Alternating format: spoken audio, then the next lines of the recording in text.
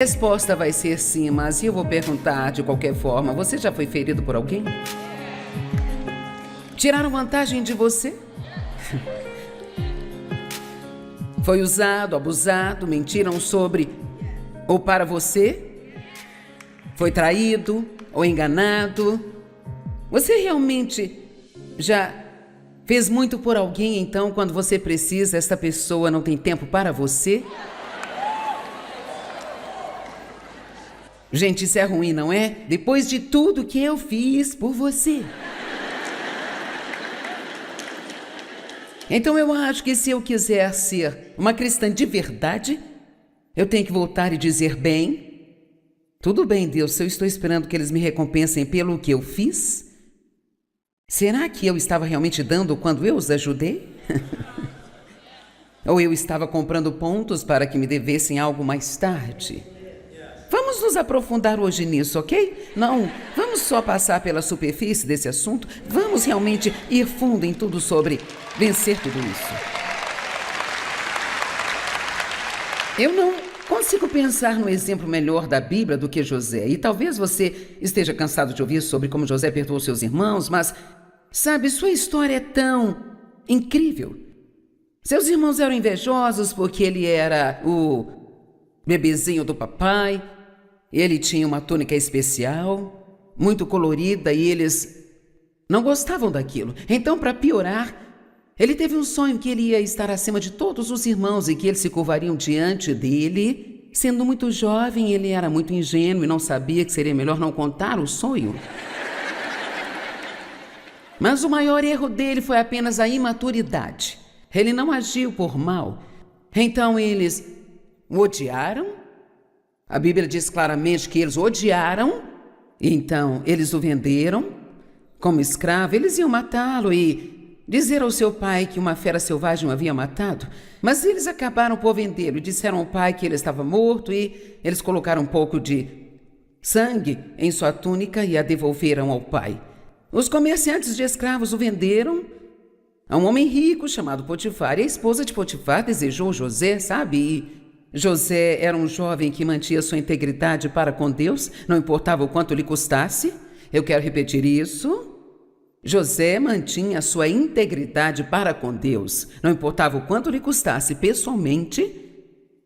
Talvez eu fale mais uma vez.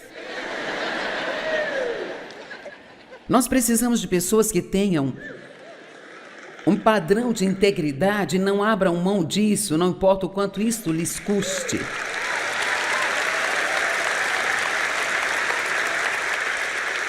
As concessões dentro da igreja entre as pessoas que se chamam de cristãos estão arruinando totalmente a nossa reputação. Em qualquer lugar ou qualquer pessoa que você vá quando precisa de ajuda, as mesmas pessoas que tentaram você com as concessões são as que vão odiá-lo por isso. Eles querem alguém que se posicione e faça aquilo que é certo. Eles querem um exemplo. Então eu vou repetir. José manteve seu padrão de integridade. E em vez de ir para a cama com ela como ela queria, ele se recusou. Ela mentiu dizendo que ele havia tentado estuprá-la. E Potifar o colocou na prisão, onde ele ficou, eu acho que foi em torno de 13 anos, por algo que ele não fez. Então este rapaz estava tendo uma vida difícil. Então, quando ele estava na prisão, ele conheceu um mordomo e um padeiro que estavam lá por algo que fizeram, e eles tinham sido mordomo e o padeiro da casa de Faraó, e eles queriam se redimir e ter um emprego de volta. Eles tiveram um sonho, e José foi capaz de interpretar aquele sonho que eles tiveram, e depois disso acabaram saindo da prisão, e José pediu: não esqueçam de mim. E o que você acha que eles fizeram? Esqueceram dele. E o deixaram ali. Mas Faraó acabou tendo um sonho e José conseguiu interpretar aquele sonho, e Faraó o levou para a sua casa. E se você estuda a Bíblia, talvez você conheça a história do poço ao palácio, e ele acabou se tornando o segundo no governo. Bem, até que chegou a oportunidade para ele rever os seus irmãos e se vingar, mas isso não fazia parte do seu DNA. Então, ele os perdoou, cuidou deles, pelo resto de suas vidas. E disse algo que todos nós precisamos entender aqui hoje. E às vezes é um pouco difícil de engolir, mas ele disse: o que vocês fizeram para o meu mal, Deus transformou para o meu bem.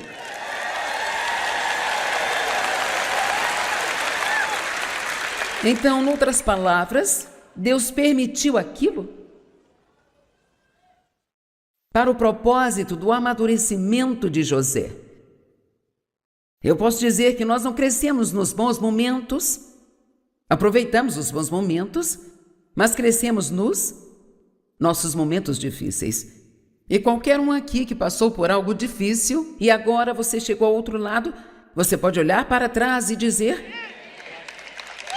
foi ali que eu me tornei um homem ou uma mulher, foi ali que eu cresci em Deus.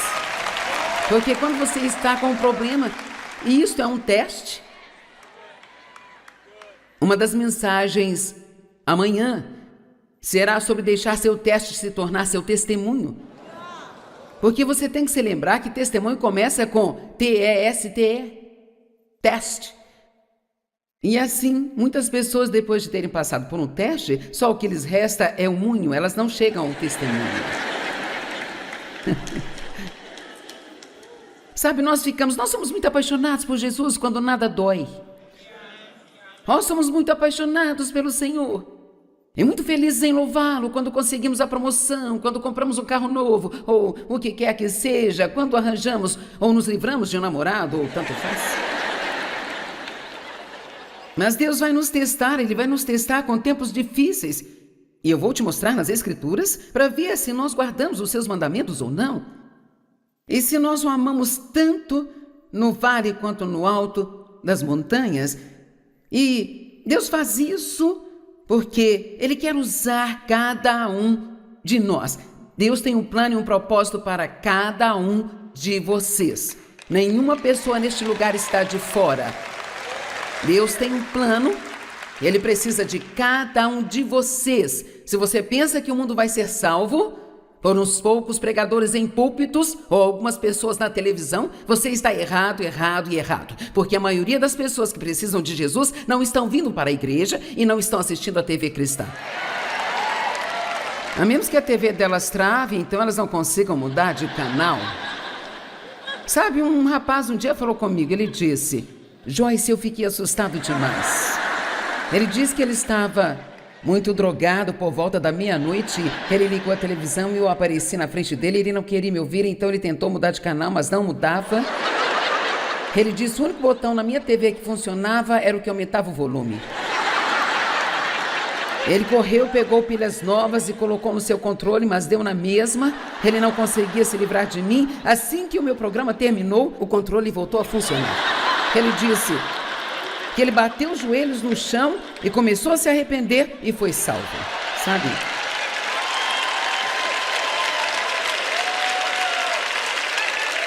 Mas a maioria das pessoas que precisam de Cristo está trabalhando perto de você, elas estão na sua vizinhança, elas estão nas lojas onde você vai, e cada um dos crentes foi chamado por Deus. Sim, para ser feliz e gozar a vida, mas para fazer algo além disso. Para compartilhar com as outras pessoas o que Deus fez por você. E se você tem medo, você diz: eu não sei pregar, eu não consigo falar com as pessoas. Para ser honesta, eu acho que nós podemos pregar mais com a nossa boca fechada.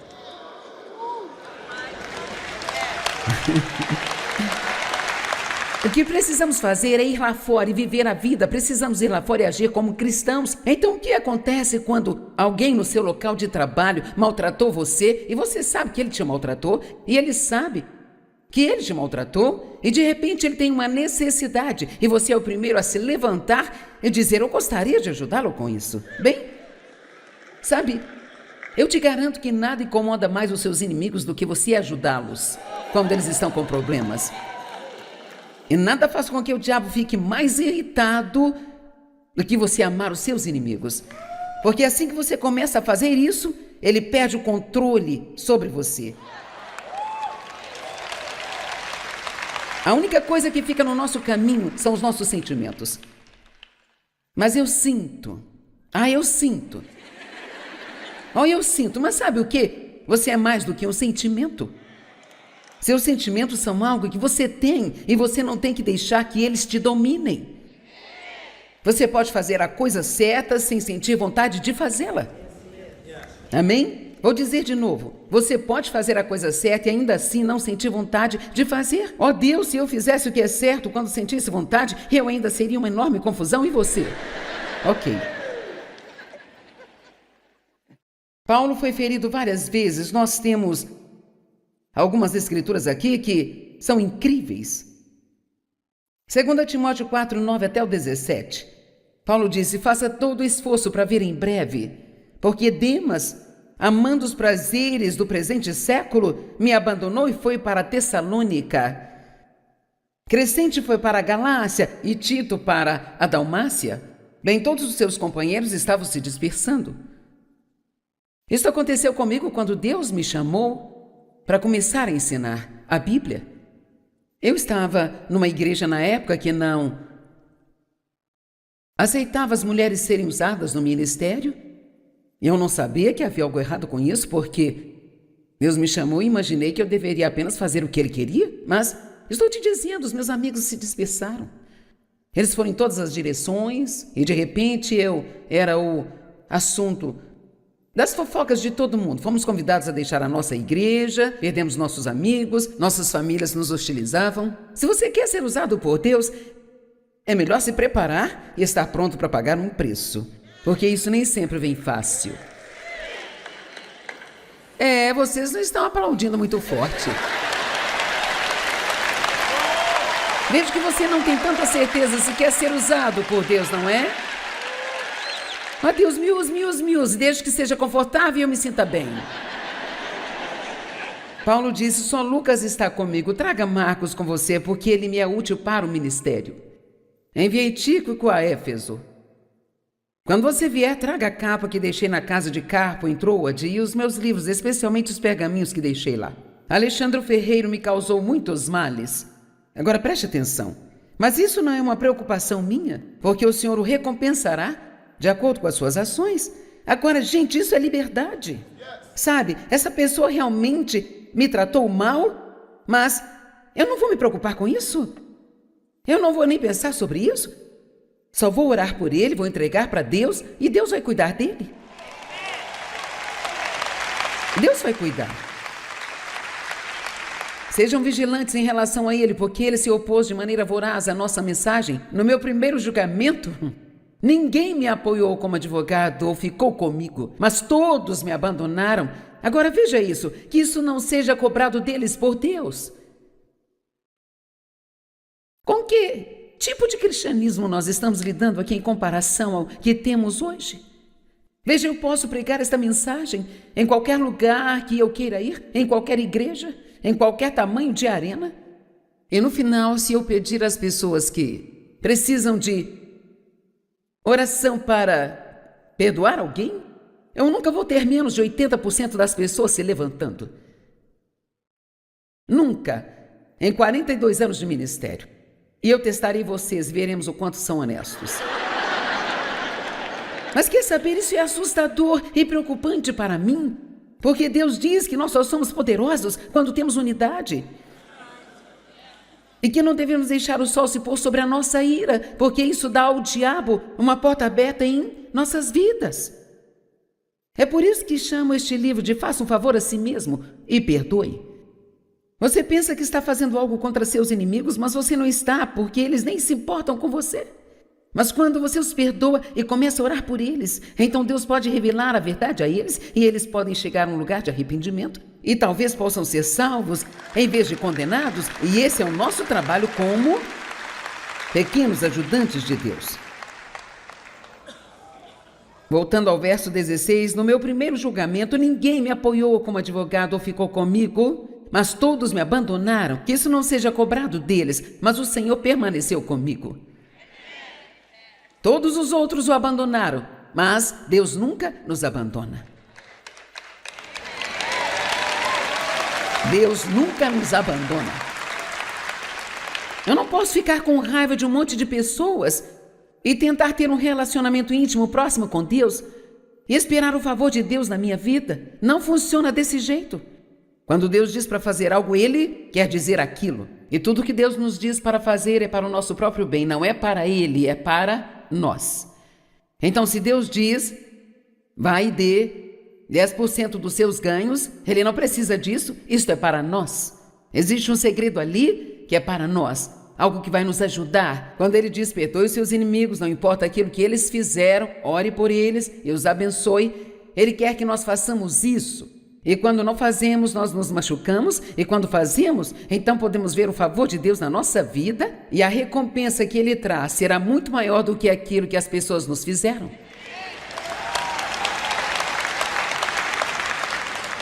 Posso ouvir alguns pensando, mas você não sabe o que eles fizeram comigo? Mas você não sabe o que fizeram comigo. Bem, eu não sei, mas eu sei o que o meu pai fez comigo. E eu sei que eu passei muitos anos odiando a ele, e tudo o que isso fez foi me deixar amarga e difícil de se conviver. E aquilo que você tem por dentro é o que você vai dar para outras pessoas? Vamos lá. Eu disse que o que você tem por dentro é o que você vai dar para outras pessoas. Muitas vezes você nem percebe a amargura, o ressentimento, as atitudes que saem de você. Eu sei que eu não sabia. Eu posso dizer, eu achava que eu tinha perdoado meu pai até que Deus me pediu para ajudá-lo. E eu repreendi a Deus, achando que era o diabo. Sim, eu achei que não havia como Deus me pedir para fazer aquilo. Eles viviam no sudeste do Missouri e Deus disse, traga-os para perto de você. Cuide de sua mãe e de seu pai até que eles morram. Você acha que havia algo em mim que queria fazer isso? Nem sequer uma fibra do meu ser. Queria gastar dinheiro com eles, fazer qualquer coisa por eles, vê-los, dar qualquer coisa para eles. Nada. Mas eu posso te garantir que foi o maior favor que eu já fiz a mim mesma na minha vida inteira. E as pessoas riem quando eu digo isso, mas é verdade. Deus sabe que não há razão para eu mentir. Eles eram bem velhinhos, então eu pensei, bem, vai ser fácil.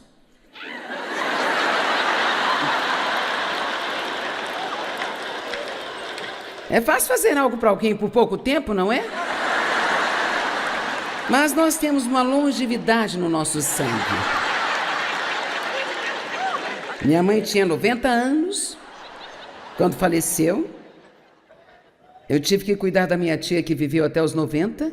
Meu pai morreu aos 86. Eu tive um avô que viveu até os 102 anos de idade. E eu estava olhando as estatísticas outro dia e o número de pessoas que vivem até os 100 ou mais é de apenas 2,02% de toda a população. E a maioria são mulheres.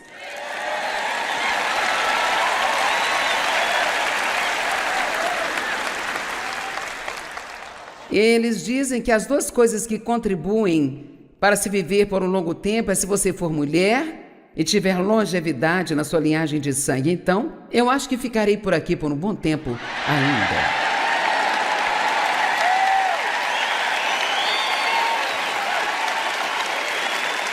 Agora pense comigo por um minuto. Essa não é a primeira vez que você ouve esta mensagem sobre perdoar as pessoas?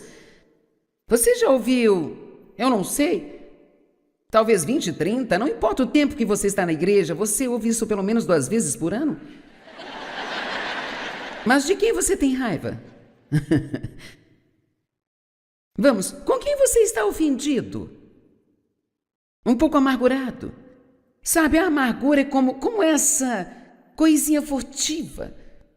Porque nós dizemos, bem, eu já o perdoei. Eu acho que os cristãos pensam que se apenas fizermos a oração oficial do eu te perdoo. Vamos, você sabe do que eu estou falando.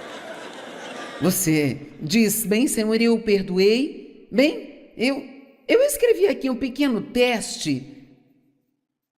Você acha que perdoou alguém? Bem, como você se sente quando ouve que aquela pessoa foi abençoada? Ou quando você ouve alguém falando bem daquela pessoa? Oh, eu vou te dizer, sabe, ela é uma ótima pessoa. E você diz, bem... Talvez nem tanto. Vamos lá. Pessoal, quando Deus começa a te fazer mergulhar mais fundo, isso pode fazer se contorcer no seu assento. É tipo assim, ô Joyce, se você acha que perdoa, então, por que você vira e vai em outra direção toda vez que você vê essa pessoa?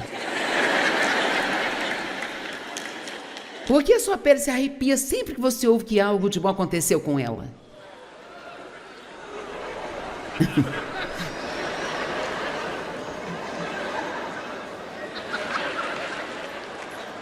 Você ora para que eles sejam abençoados? Eu estava falando com uma pessoa outro dia e eu pude falar com ela na hora em que ela ainda estava com muita raiva de uma outra pessoa sobre uma situação que havia acontecido há muito tempo. E ela queria que eu ficasse com raiva também. Eu disse, eu não vou ficar. Não é desse jeito que eu vivo? Eu não vou fazer isso. E por meia hora tentei convencer a pessoa de que ela também não devia ter raiva mais. E a coisa foi que a pessoa com quem eu estava falando, ela realmente nem havia percebido que ainda tinha a falta de perdão no coração. Mas veja essa amargura. Sabe, literalmente, se você colocar algo amargo na sua boca, você dirá... Bem, se você pensar sobre isso, quando você tem alguma amargura por alguém e ouve algo de bom sobre essa pessoa, você fica com a mesma expressão no seu rosto. É meio assim... Vamos lá. Você até mesmo passa a língua nos lábios assim, ó. Eu aposto que todo mundo aqui faz isso. Eu te amo com o amor do Senhor. Eu não aguento isso. Eu me lembro do nosso pastor nos mandar fazer isso sempre na igreja e... Sabe, eles fazem as pessoas fazerem coisas que eles não gostariam se estivessem lá embaixo. E é claro, havia uma garota lá que havia me ferido muito e contou algumas mentiras sobre mim. Vai, ame alguém com o amor do Senhor. Ela foi a primeira pessoa que eu vi,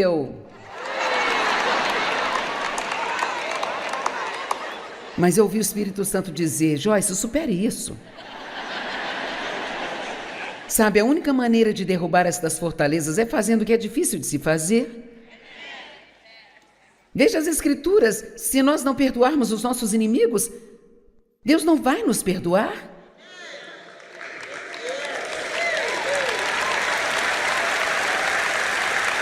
É a palavra mais simples que está em nossas Bíblias. Perdoe-nos como nós perdoamos aos nossos inimigos. Perdoe os nossos pecados, assim como nós perdoamos aqueles que nos ofenderam. Em Mateus 6 está dizendo que se você não perdoar, então seu Pai Celestial não te perdoará. E se Deus não nos perdoar, então haverá uma barreira e isso corta o nosso relacionamento e isso atrapalha toda a nossa vida. Eu te digo a verdade, eu já estou nisso há anos, eu passei muitos deles com raiva de alguma coisa, sempre há algo do que você pode ter raiva o tempo todo se você não tiver cuidado. Mas não perca mais o seu tempo. Eu adoraria se depois dessa conferência você dissesse, eu entendi, é isso, e eu não vou desperdiçar nem sequer mais um dia da minha vida ficando com raiva de qualquer pessoa. Amém? Quem precisava estar aqui hoje? Certo.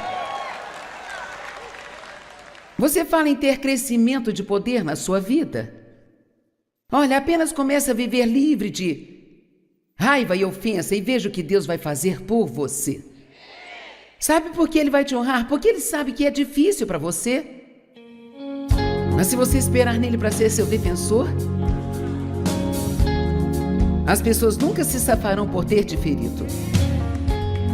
Deus sempre vai trazer isso de volta e vai te recompensar.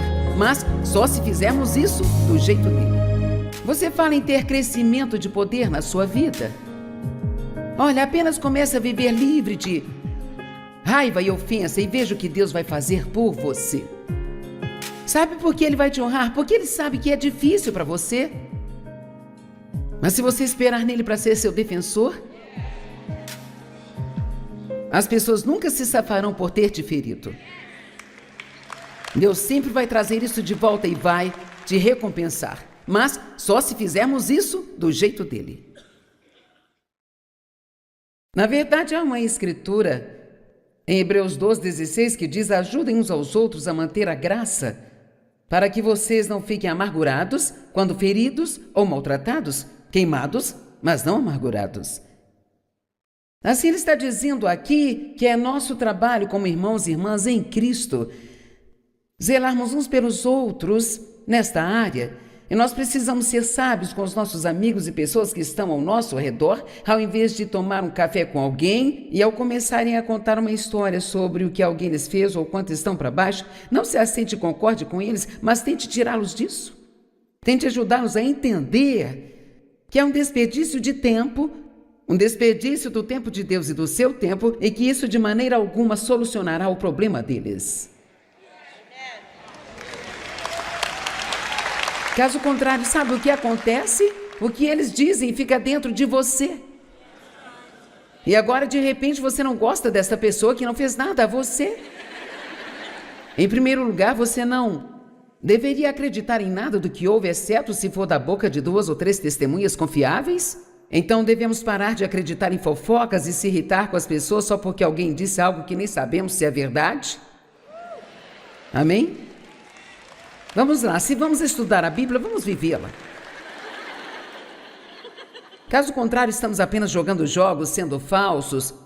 O que adianta sublinhar as nossas Bíblias se nós não vamos viver? Sabemos que todos falhamos, cometemos erros e seguimos recebendo perdão e continuando, mas precisamos ser sérios quanto a isso. Nós estamos vivendo em tempos muito sérios.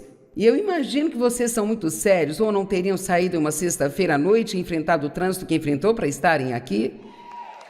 Alguns de vocês viajaram por um longo caminho, pagou o hotel e voltará aqui amanhã para ficar o dia todo. E, você sabe, é preciso muito esforço para fazer um evento assim. Provavelmente trouxemos 50 pessoas conosco, 7 caminhões totalmente carregados. É preciso um dia inteiro para arrumar todo esse lugar. Isso é um negócio muito sério. Deus vai ao extremo para fazer sua palavra chegar ao seu povo. E isso aqui não é apenas um evento.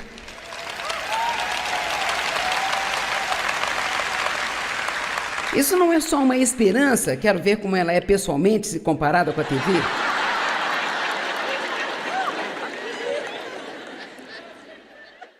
Você pode tirar quantas fotos quiser de mim, mas você não precisa vir aqui só para fazer isso. Por favor, escute. Esse é um fim de semana que acredito que Deus tem uma palavra para a sua vida. E isso pode transformar a vida de algumas pessoas ao seu redor, se você tomar posse. Para alguns, isso é com certeza um compromisso divino. Quero dizer, Deus te enviou aqui porque você precisa desesperadamente desta palavra. E vou dizer algo, se você optar por perdoar alguém e você não se sentir diferente, não deixe o diabo enganar você, fazendo você pensar que não perdoou. Como você se sente não tem nada a ver com isso. Se você ora por eles, se não fofoca sobre eles, se fala bem deles e se surge uma necessidade que você pode suprir, você supre essa necessidade. Essa é a força total do perdão. Porque as pessoas vão ter sentimentos melancólicos por alguém e não fazem nada disso. Hebreus 12:15, veja que ninguém caia da graça de Deus, que nenhuma raiz de ressentimento brote e cause problemas e muitos sejam corrompidos por ela. Não apenas tente perdoar as pessoas. Ore para que Deus permita que você perdoe. E não espere até estar furioso com alguém para fazer esta oração. Por que não orar todos os dias? Deus, no minuto em que alguém me ofender, conceda-me a graça de perdoar rapidamente. Ajuda-me a perceber a bagunça que sou e quantas vezes você me perdoa, Pai. Por favor, Deus, ajuda-me. Quanto mais os sentimentos continuam profundamente enraizados, eles se tornam raízes de amargura e sempre produzem frutos amargos. 2 Coríntios 1:10, perdoe para manter Satanás longe de obter uma vantagem sobre você. Quão mais simples pode ser? Não abra a porta para o diabo, ficando furioso. E veja, estudar a natureza do diabo é bom para todos nós de vez em quando, porque você vê o quanto ele é sorrateiro.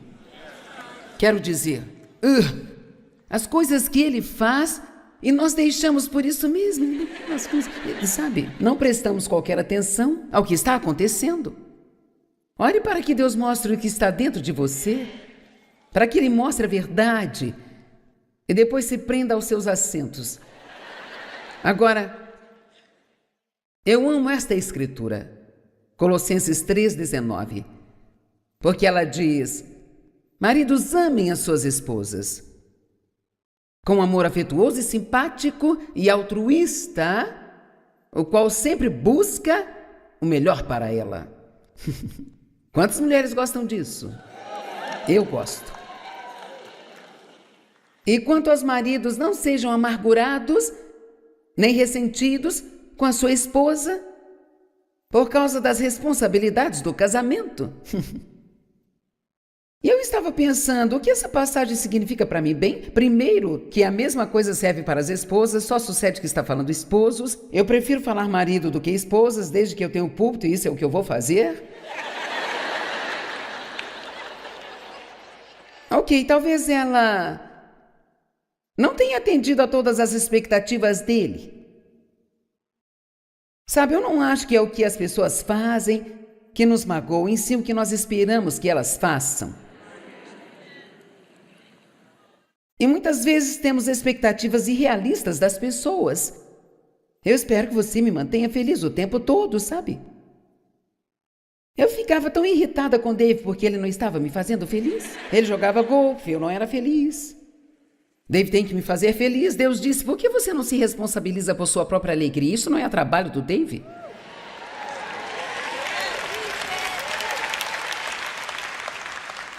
Você verá bem ali mulheres livres. Não? Talvez. Pode ser.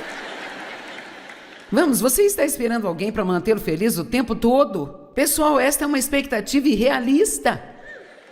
E você acabará ficando amargurada com alguém que Deus nunca vai lhe dar, porque Ele não quer que você dependa de outras pessoas para sua alegria. Ele quer que você dependa dEle.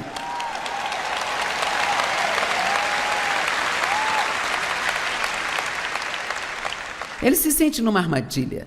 Ele está casado há 30 anos e agora tem todas essas responsabilidades, ele não está feliz. Quer saber? Talvez se ele vivesse para fazê-la feliz, ele seria mais feliz. Ou se ela vivesse para fazê-lo feliz, ela seria mais feliz.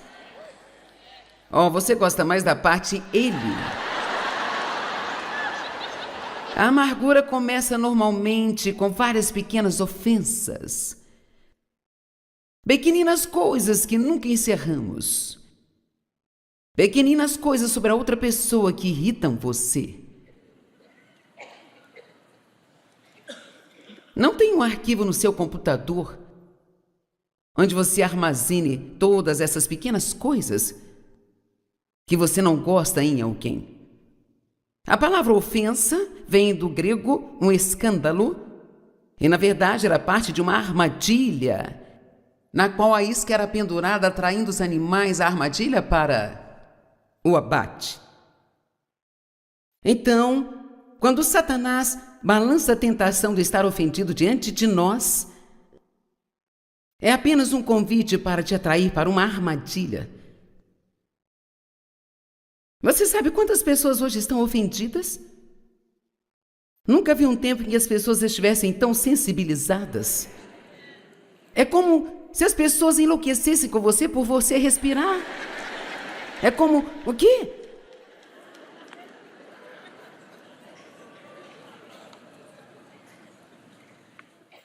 Paulo disse que realmente trabalhou com Deus para ter a certeza de que seu coração estivesse livre de ofensa em relação a Deus e aos homens. E eu acho que isso é algo que podemos lidar todos os dias em nossas orações. Deus, estou irritado com alguém, se eu estou, mostra-me quem é. Mostra-me se perdoei completamente alguém, eu tenho alguma ofensa no meu coração? Quão melhor você acha que seu dia seria se tivesse cuidado de tudo isso logo bem cedo? Acabando com isso. Vamos lá. Mateus capítulo 24 é um capítulo da Bíblia sobre os sinais dos fins dos tempos, onde você tem todas estas guerras e rumores de guerras, fomes e terremotos em diversos lugares, todas estas coisas, mas alguns versículos 10 e o versículo 12 que eu não acho que prestamos atenção, que são sinais dos fins dos tempos. E o versículo 10 diz: nos últimos dias muitos serão ofendidos. E eles tropeçarão e cairão. Jesus chamou a si mesmo de uma rocha de ofensa na qual os homens tropeçavam. E o que significava era que as pessoas poderiam estar indo além e crescendo em sua caminhada com Deus, mas quando elas encontravam algo que fosse difícil de entender ou difícil de fazer, e as ofendiam, como em João 6, quando ele disse: seus antepassados comeram maná no deserto e estavam animados por causa dos milagres. Mas eu quero tratar com vocês de uma maneira diferente. Quero que vocês levem a minha palavra, comam a minha carne e bebam o meu sangue. Eles ficaram tipo: eu, hein? Vou cair fora. E na verdade diz que muitos deles voltaram para suas antigas associações. Eles não ficaram bastante para deixá-lo ensinar-lhes o que ele realmente queria dizer. Assim eles tropeçavam. Quando nos ofendemos, não podemos mais crescer. Você entende isso? Enquanto você estiver com raiva, você não estará crescendo. Enquanto você estiver ofendido, poderá ir à igreja 6 vezes por semana, mas não crescerá espiritualmente. Você pode ouvir todos os tipos de coisas boas, mas não consegue mantê-las lá dentro de você, porque esse é um tema muito importante. Na verdade, eu iria até mais longe quanto a dizer que acho que esse negócio de ficar irritado com as pessoas e com raiva, amargurado e ressentido é provavelmente uma das lições mais importantes que Jesus veio nos ensinar. E se não aprendermos isso direito, então tudo mais que aprendermos nunca funcionará. Amém?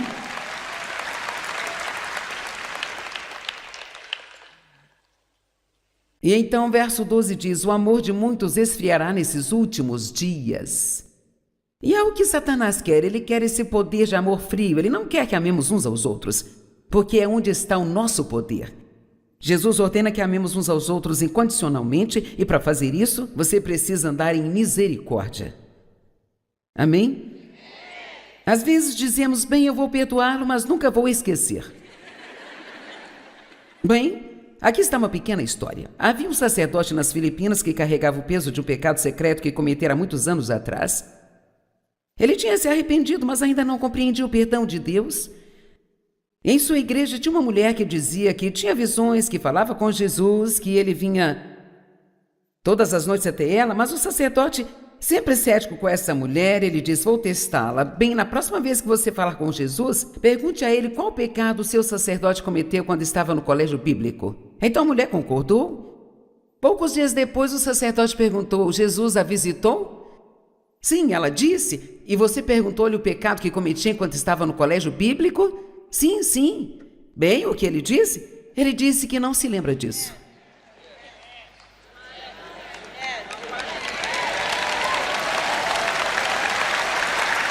Vamos lá. Eu não me lembro. Veja, isso é possível se você deixar as coisas bem rápido. Estou pedindo para você obter um diploma de mestrado em perdão. Apenas seja o melhor de todos no perdão. Não perca mais do seu tempo. Quero dizer, se você voltar para casa e pensar nisso por 10 minutos, você vai perceber que ficar irritado com alguém não é bom para você. Não muda as pessoas, mas muda você. Então devemos seguir caminhando em amor. 1 Pedro diz: acima de tudo, tenha amor ardente, infalível, uns pelos outros. Se eu não tivesse o compromisso de gravar programas para a TV, eu iria a todos os lugares e pregaria sobre o amor. O que realmente significa amar? O amor não é apenas um sermão, não é apenas uma palavra. Não é apenas algo que dizemos às pessoas. O amor é ação. O amor é fazer algo pelas pessoas, ajudando as que estão feridas, fortalecendo, edificando as pessoas. Dar tempo a alguém. E algo que nós não temos muito hoje é tempo para as pessoas. Tem relacionamentos que estão se perdendo porque as pessoas não tiram tempo para investir. Só enviamos um texto, eles respondem cá, isso é tudo.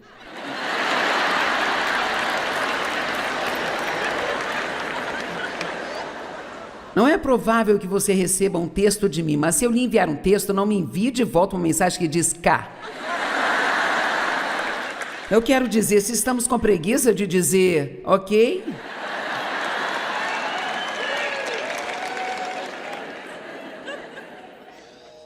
às vezes eu tenho que perguntar o que significa. Quantos concordam? Será que não podemos ao menos escrever uma sentença completa?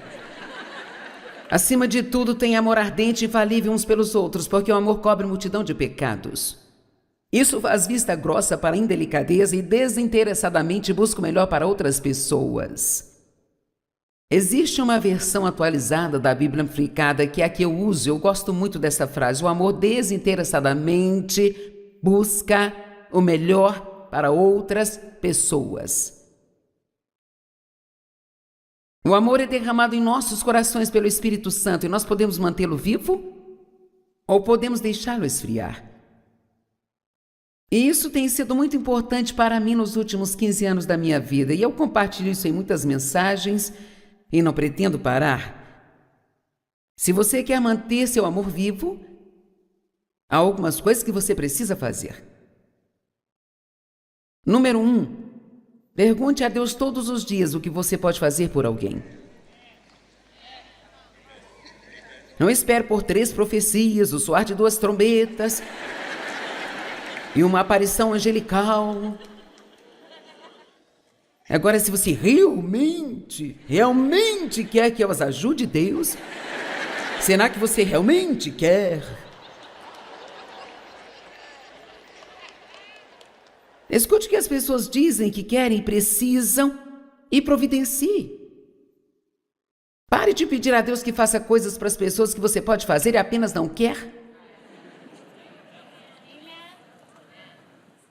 Diz Mabel está atrasada com o aluguel e precisa de ajuda. Bem, e se você tirar uns dólares da sua bolsa e ajudá-la? Eu tenho planos para o meu dinheiro? Vamos lá, eu estou dizendo a verdade. Eu estou dizendo a verdade. E sabe por que eu tenho certeza disso? Porque eu tive que tirar isso de Deus primeiro.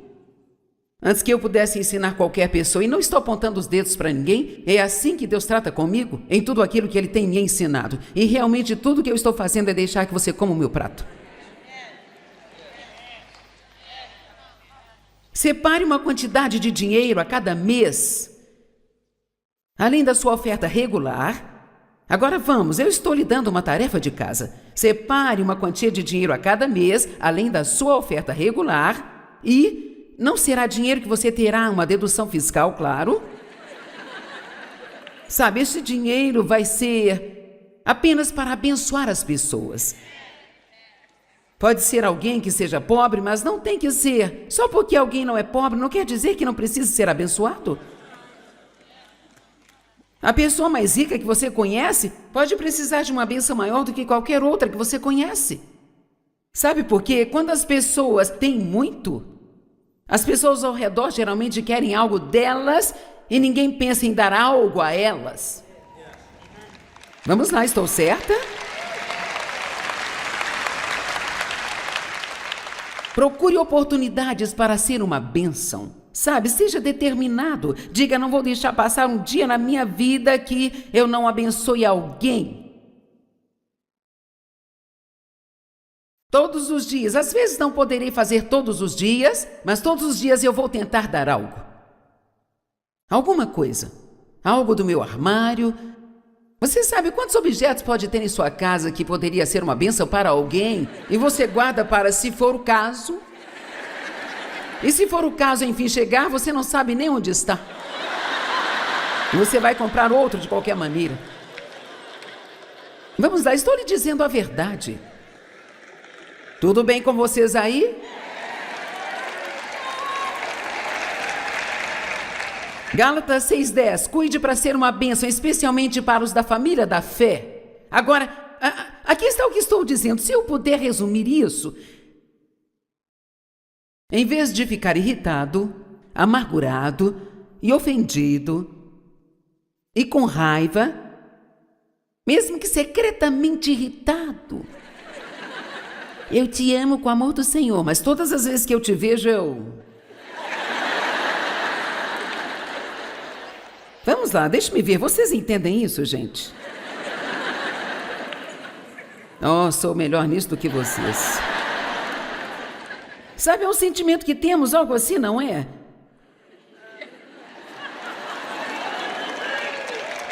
Ai, você tinha que vir. Eu não viria esse chá de bebê se soubesse que você estaria aqui, sabe? Com certeza eu não vou me sentar com você.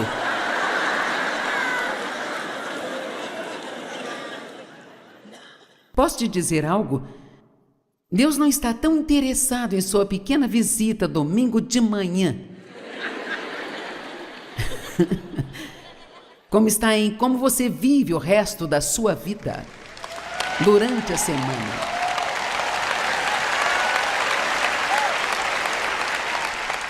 E sabe, eu tenho certeza que Deus está orgulhoso com você. Você tirou uma noite de sexta para vir, mas para ser honesta, você perdeu o seu tempo se você não sair daqui e colocar alguns desses princípios em prática.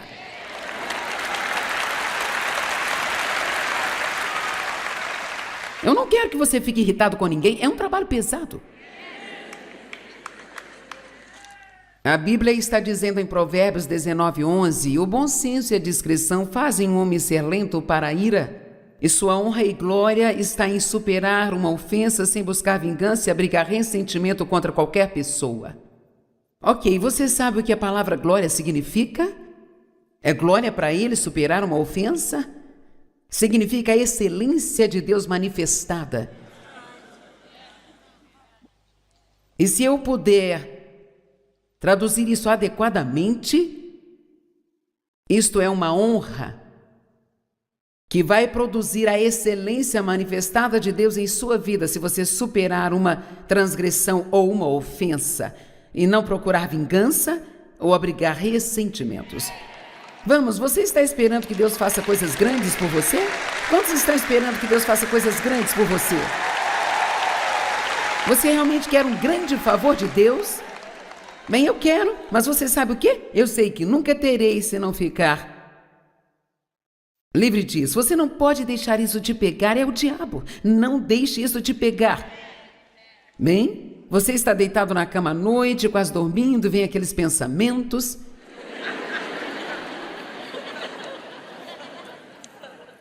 Sabe, tem momentos que a gente fica assim, com a cabeça meio vazia. Então, de repente, eu começo a pensar sobre algo específico que meu pai me dizia, eu detestava, sabe, gente? E você sabe o que eu faço? Eu digo não. Vamos lá, abra sua boca e fale ao diabo. Apenas diga não. Eu não irei aí a um lugar chamado lá e você antes morava lá, mas você não vai para lá mais nunca. Amém?